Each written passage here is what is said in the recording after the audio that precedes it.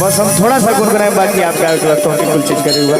हे कि समाचार अपन सुनावा।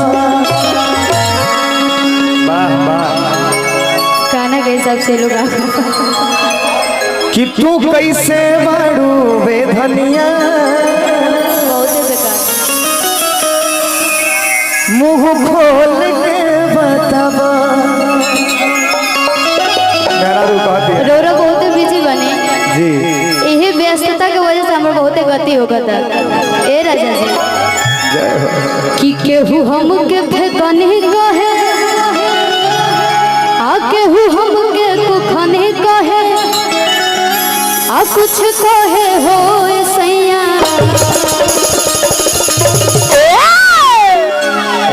अरे बाप रे, ए सैया देवराता मन रखने कहे कहे, आ सास कौआ हकने कहे हो।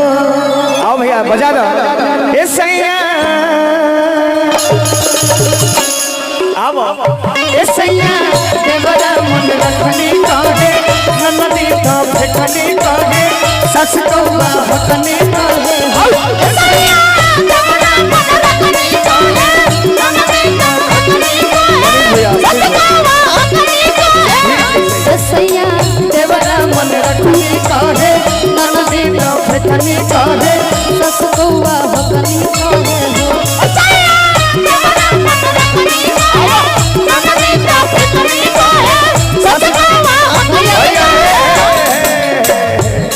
रोको रोको रोको भाई रोको। अब आप गाइए।